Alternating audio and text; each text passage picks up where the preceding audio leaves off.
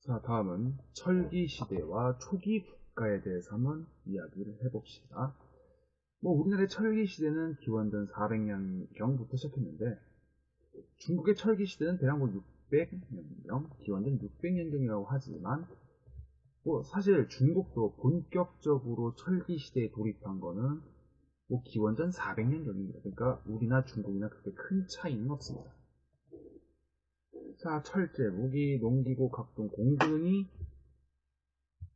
이제 만들어지면서 전투력, 생산력이 획기적으로 발전합니다. 그리고 이 시기에는 널무덤, 돌널무덤이 아니라 널무덤. 그러니까 우리가 널이라는 게 널빤지 이렇게 해가지고 딱 관을 짜서 뭔가 시신을 모시는 그러한 널무덤. 그리고 이 독이라는 건 항아리를 뜻합니다. 이 항아리에 시신을 모셔서 매장한다거나 이런 독무덤 이런 것들이 발견되고요. 자, 그리고 육로와 해로를 통해서 일본과 중국과 교류했는데, 명도종, 반량 등이 오수정리하는 이때 한나라 시대 아닌 중국의 그 동전들이 또 발견이 됩니다. 아, 그리고 여기 조금 더 곁들여서 뭔가 붓이라는 것도 발견되거든요, 이 시기에. 그러니까 이때는 붓이 있었다면은 한자가 들어가서 한자로 문자 생활을 했다라고 우리가 정리할 수 있겠고, 자, 본격적으로 한반도에 새로운 초기 국가들이 등장하게 됩니다.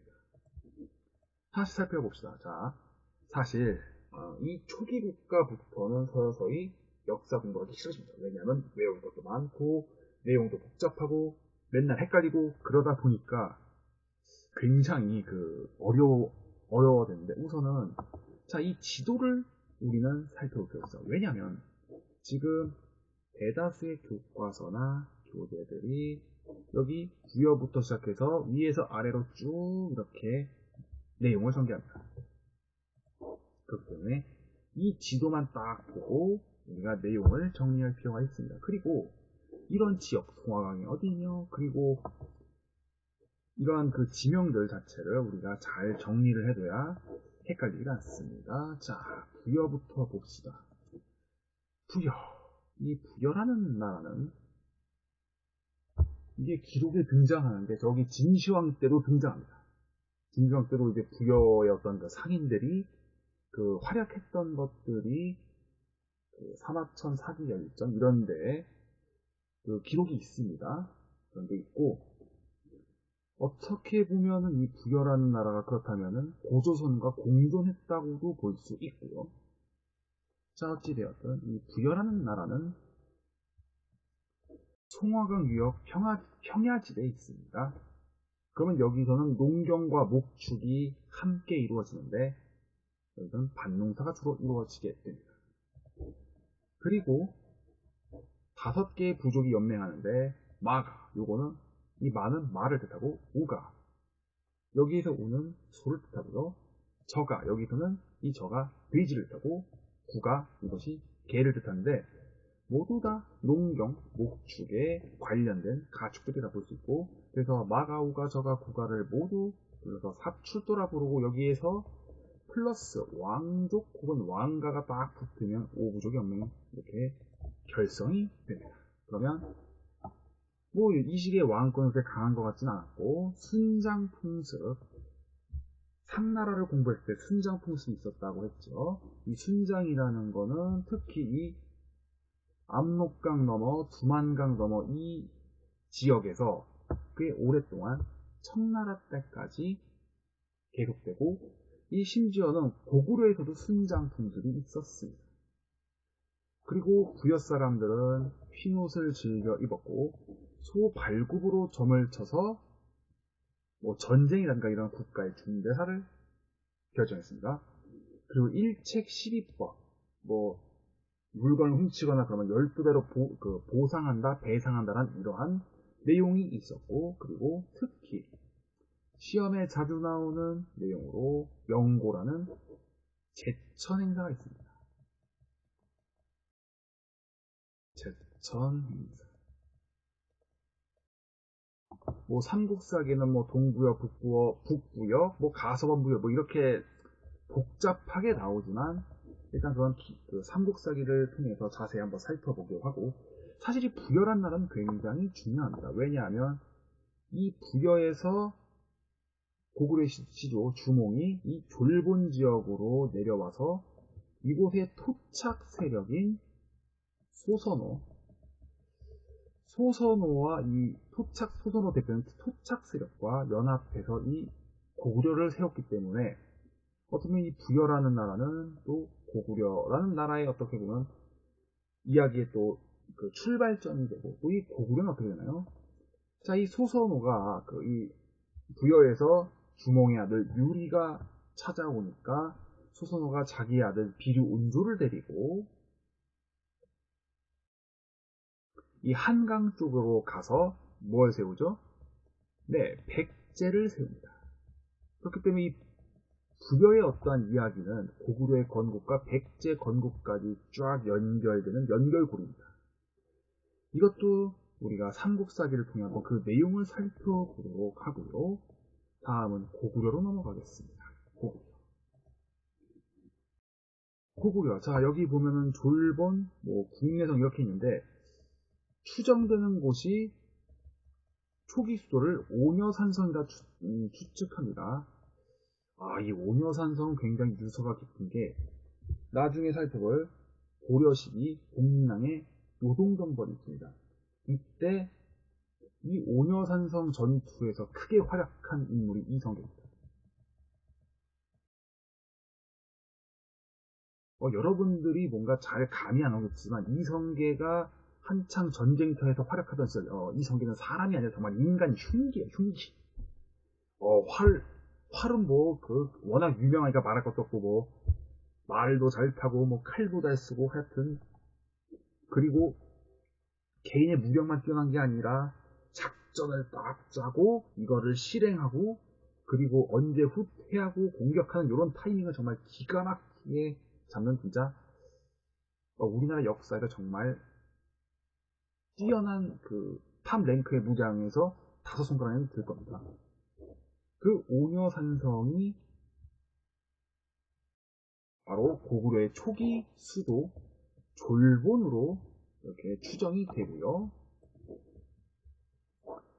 이 초기 수도 졸본에서 그 동명왕, 그러니까 주몽왕 그 다음 등극하는 유리왕이 이 졸본으로 천보를 하는 그런 이야기가 있지만, 자, 지금 우리가 살펴볼 건데, 고구려가 어쨌든 이 지역은 산악지역입니다.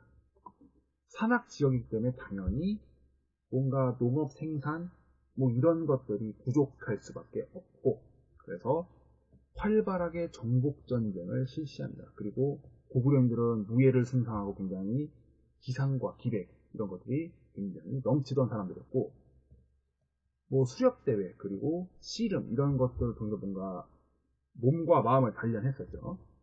자, 그리고 시험에서 자주 나오는 건 서욱제, 백일사위입니다. 백일사위지. 자, 요거는 어떤 개념이냐면 이런 겁니다. 자, 두 남녀가 결혼을 했습니다. 남녀가 결혼을 해서 이 신혼부부가 이 여자 쪽에 집이니까, 그러니까 남자 쪽으로 치면은 처가, 여자 쪽으로 치면 친정에서 이제 머물게 됩니다. 그래서 보통은 3년, 4년 이렇게 머문다는 기록이 있고, 아니면은 첫 아이가 태어날 때까지 머물다가 분가를 한다는 그러한 기록도 있는데, 이거는 처가나 친정 입장에서는 이 딸이 어떻게 보면 다른 집으로 시집을 가는 거기 때문에 이 딸이 차지하고 있던 노동력, 그러니까 농사를 지었던 이 노동력이 뭔가 감소하는 어떤 그러한 손해라고 이제 여길 수 있고, 그래서 이 노동력 감소에 대한 손해를 뭔가 대릴사위로, 그리고 처가살이, 이런 것을 통해서 뭔가 이 노동력, 손실된 노동력을 뭔가 보상한다는 개념으로 이 대릴사위를 한다는 그러한 이 주장이 있습니다. 어떻게 보면 나름 이러한 그 풍습들도 어떠한 나름의 합리적인 어떤 이유가 있는 거고, 자, 순장은 앞서 설명드렸지만, 자, 권력자가 죽으면은 그 왕비라든가 아니면 그 신하들이 같이 함께 무덤에 묻히는 건데, 그렇다고 무지막지하게 생매장을 하는 건 아니고, 뭐 약을 먹여서 그렇게 같이 무덤에 들어갈 수 있도록 그런 준비를 시키게 되는 거고. 자, 형사취수제. 이건 뭐냐면은 형이 사망하면 그 형수와 결혼한다는 의미인데, 지금으로 치면 굉장히 해괴망측한 그런 풍습인데, 이것도 나름의 이유가 뭐가 있냐면, 자, 형이 죽었습니다. 그러면 형수는, 예를 들어서 형수가 만약에 다른 집으로 시집을 가게 되면 그 죽은 형과 함께 이루었던 재산이라든지 아니면 집안에서의 영향력이 어떻게요? 그 형수가 시집간 그 집으로 그냥 싹 옮겨가 버리게 됩니다. 그럴 바엔 차라리 형이 죽고 그 형수가 동생이랑 결혼해서 그러한 가문의 영향력, 재산 이런 것들을 그냥 한 가문에 보존시킨다는 어떤 전략이었습니다. 당연히 지금은 이런 해괴망측해 보이는 이 결혼 풍습이고, 그냥 이건 수천 년 전 조상님들은 이러한 식으로 살았고, 이러한 결혼 풍습에는 아까 설명드린 이유가 있구나 정도로 정리하시는 게 좋습니다. 자, 그리고 그 제천 행사로는 동맹제라는 게 있었는데, 이거는 10월에 실시하는데, 이것도 시험에 자주 나와서 어떤 나라인지 맞춰보세요라는 그러한 방향으로 이제 설명이 됩니다. 그 시험에 출제되죠. 자, 그 다음에 옥저라는 나라가 있습니다. 자, 남쪽으로 계속 내려가지고 옥저. 지금으로 치면 함경도 그 해안가에 그 자리 잡은 그러한 나라입니다. 이 옥저는 우리가 여기 보시면 서옥제, 베일사위제와 더불어서 민명의제가 같이 비교돼서 나옵니다. 민명의제가 비교돼서 나오는데, 이거는 이제 그 결혼을 약속한 어떤 아니면 결혼을 이제 예정한 어떤 그 소녀가 결혼할 그 시댁 거기서 같이 살다가 이제 결혼할 나이가 돼서 그 소녀의 그 집에 지참금을 내고 정식으로 결혼을 해서 신부로 맞이하는 그러한 제도가 되겠는데, 이런 민면의제가 왜 나왔냐면, 자, 옥저 뒤에 고구려가 있고, 이 고구려는 옥저와 동해를 매우 압박하고 압박을 하면서 그렇게 지냈습니다. 어떤 이 고구려의 압력과 어떤 위협에 시달리면서 옥저와 동해는 이렇게 나라가 유지됐었고, 이후에는 물론 고구려에 싹 다 둘 다 정복이 됩니다. 자, 그렇다면 고구려는 이게 민멸과 무슨 관계냐면, 고구려에서 옥저에 요구합니다. 자, 고구려 청년들과 결혼할 그 옥저의 그 아가씨들을 보내라 라고 하는데, 솔직히 얘기해서 딸을 기른 입장에서는 내 귀한 딸을 저기 그 다른 나라로 시집 보낸다, 이것은 굉장히 이거는 거부감이 듭니다. 그래서 일찌감치 혼처를 정해놓고 만약에 고구려에서 그런 요구가 오면은, 우리 딸은 저 옆집에 있는 그 누구랑 같이 결혼하기 약속되어 있으니까 우리 딸은 건드리지 마세요라는 어떤 이러한 그 대응으로서 민면의제가 나왔고, 이후에 고려 때 몽골 간섭기 때 공려라는 게 있습니다. 공려. 이 공려라는 것을 이 몽골 원나라에서 요구하니까, 여기에 그 딸을 공려로서 뺏기지 않기 위해서 고려에서 나온 풍습이 좋은 풍습입니다. 그러니까 지금을 치면 초등학교 4학년, 5학년, 11살, 12살짜리 그 소년, 소녀들을 같이 결혼을 시키는 겁니다. 이렇게 해서 원나라의 공려로 끌려가는 것을 이제 방지했었고, 이런 좋은 풍습은 이후에 조선 시대까지 이어지게 됩니다. 그래서 우리가 역사를 공부하는 것 중에서 우리가 왜 이러한 모습을 살았고, 어떠한 계기로 어떠한 풍습이 생겼는지를 우리가 한번 생각해 보면서 지금 이 시점에서 우리의 풍습, 문화는 어떠한 그 위치에 있을까 이런 걸 한번 고민해 볼 필요가 있습니다. 자, 그리고 옥전은 가족 공동 무덤이라는 게 있었고, 그래서 옥전은 주로 밑면을 이제 요거와 서옥제 같이 비교하는 방향에서 자주 나오게 됩니다.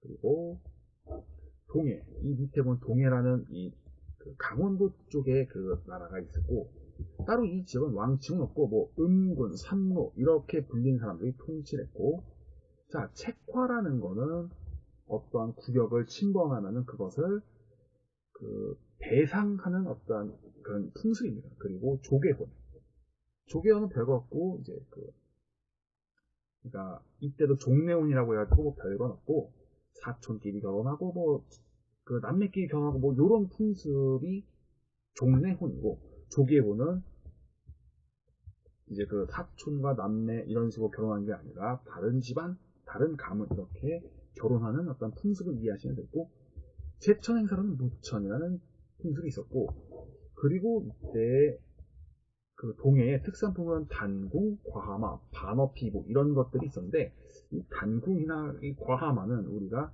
게임 삼국지에서도 어쩌다 한 번씩 찾아볼 수 있는 그러한 아이템으로서도 등장하게 되는데, 그게 동해의 그 특산품입니다. 자, 그리고 다음, 자, 사만이 있는데 잠깐 지도를 한번 더 찾아보겠습니다. 자, 사만은 여기 마한, 진한, 변한 이렇게 끝이 한으로 끝나는 요 세 나라를 사만이라 부릅니다. 풍습이 비슷합니다. 풍습이 비슷하기 때문에 같이 사만으로 묶는 것이고, 마한 같은 경우에는 54개의 소국, 변화는 각각 진한도 12개 이런 식으로 소국으로 이렇게 정리가 되는데, 자, 이 마하는 이후에 백제의 어떠한 영역으로 발전하게 되고, 진화는 이 사로국이라는 어떤 이 사로국은 신라의 어떤 모태입니다. 그래서 이 사로국이 진안을 차지해서 신라로 발전하고, 이 구야국 이쪽이 변한이라는 지역에서 가야로 발전하게 되는 그런 역사를 우리는 또 공부하게 될 것이며, 자, 그래서 이 마한, 진안, 변한에는 어떠한 게 있었냐면, 자, 재정분리, 그래서 정치는 군자, 뭐 신기읍자 뭐 이렇게 해가지고 불렸고 정치를 담당했고, 그 다음에 천군, 천군은 종교나 제사 혹은 대천 행사를 담당했고, 그리고 이 천군이 다스리는 지역을 소도라 불렀고, 그리고 이 소도를 상징하는 게 뭔가 이렇게 쫙 그 막대기로 세우는 뭐 솥대라고 있습니다. 솥대. 이것이 소도의 어떠한 영역을 나타내는 하나의 상징이 있습니다. 그리고 이 지역은 벼농사가 발달했고, 그리고 5월, 10월에 계절제가 있는데, 저도 설명드렸지만 이 변환에는 이 나중에 가야로 발전합니다. 이 가야는 철이 풍부합니다. 이 철은 일본, 중국 아니면 뭐 하다못해 마한, 뭐 이제 진안이라든가 하다못해 저쪽 그 중국, 뭐 낭랑 이런 쪽으로도 수출되는 특산품이었고, 때로는 이 철이 어떻게 화폐로도 사용됐습니다. 자, 이 초기 국가들은 이렇게 이러한 특징들이 있었고, 나중에 우리가 이 초기 국가들은 다시 한번 부여는 상당히 오랫동안 존속을 하게 됩니다. 고구려와 경쟁을 하면서요. 그리고 이 부여는 나중에 고구려 문자명왕 때 고구려에 흡수됩니다. 흡수돼서 역사의 어떠한 그 무대에서 사라지게 되고, 고구려는 옥저 동해를 정복하고 광개토왕 이후에 이 지역의 최강의 국가로 성장하게 되고, 이 광개토 왕에 대해서는 굉장히 설명드릴 게 많지만, 이게 그 광개토 왕은 우리가 뭔가 삼국사기를 읽어보면서 한번 그 면모를 살펴봤으면 좋겠고요. 자, 이 마한 지역은 아까 설명드린 백제가 이 지역을 차지하게 됩니다. 그리고 이 진안이라는 지역은 신라로 변모하게 되고요. 이 변화는 나중에 가야가 됩니다. 자, 그러면 어떻게 보면은 이 많은 나라가 있었지만 그래도 삼국으로 압축이 되기 때문에 그나마 우리가 좀 더 공부하기 편하게 되는 환경으로 전개된다고 그렇게 이해를 하도록 합시다.